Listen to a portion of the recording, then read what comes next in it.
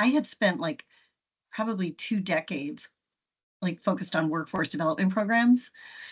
And it was always focused on jobs, jobs, jobs, jobs, jobs.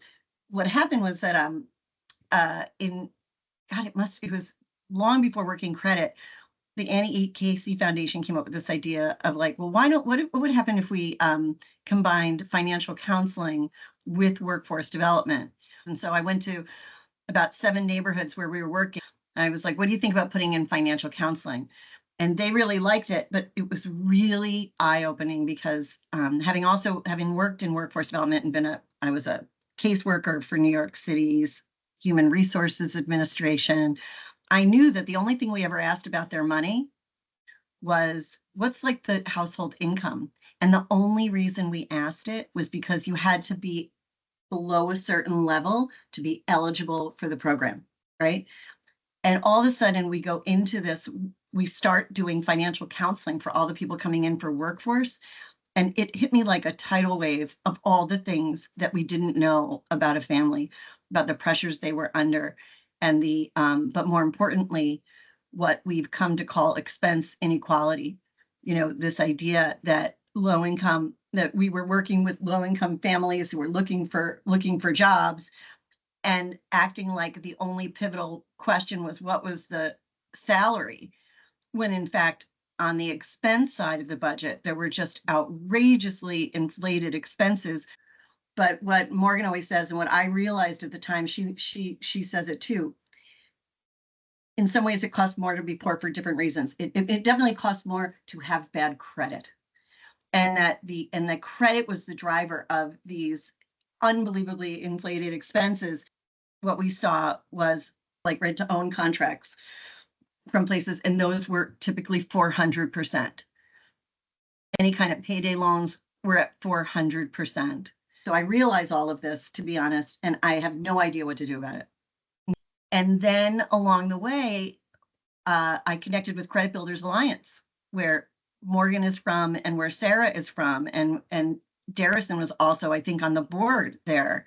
This small nonprofit in Washington, basically using all of Kristen Schell's work. Kristen Schell was the person who in St. Louis had done all of the work to realize that the credit score was so much more elastic than you would ever think.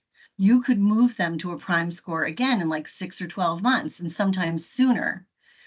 And to me, this was like mind-boggling. And then so nobody believed it. And so we tested it. So this is what Susan and I weren't working together in this, but I was always telling her everything. Of course, we're sisters. This is the kind of stuff that I was hearing from Ricki, and I was saying, I need to know this. I need to, to pass this information on.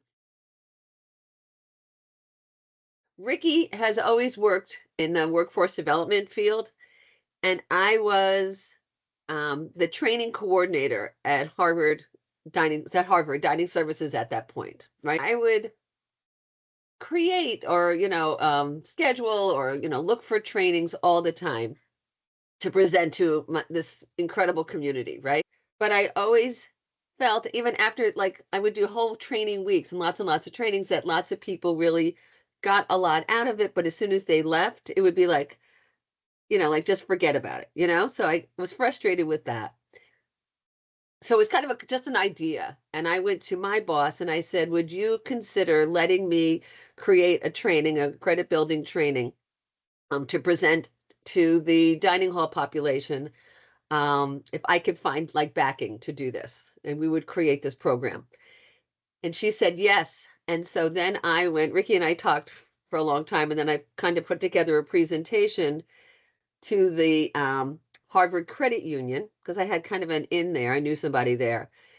And I kind of proposed this pilot program, a credit building program, where they would actually finance, and they would provide the credit builder loan at that time and pay for the credit building counseling. And they agreed to do it. So then Ricki and I, once we got the go-ahead, we spent quite a while putting together the workshop. So we actually created the workshop, as Ricki knew all about credit. It was second nature to her. I knew nothing about credit at all. And so as we put the workshop together, there was fighting, a lot of fighting. She would say, "You don't need to say that." And I'd say, "Yes, I do, because I don't understand it. If I don't understand it, other people won't understand it." So it was a lot of back and forth on how to create a workshop that would address, really be accessible, people could take away from it exactly what they needed to know on a level that, simple but effective. It's passion and commitment. Can you tell? Yeah. And I think that that's key too. We are a family of women. There's four sisters, and we've always been taught that whatever we want to do is attainable. So we were encouraged. We were never discouraged. So I think that that's big. And it's interesting, for all four of us, all four sisters, we each have one daughter. And I think that we're also teaching our daughters this is what can be, and as a role model, what Ricki did, we held working credit. I think it's been incredibly valuable.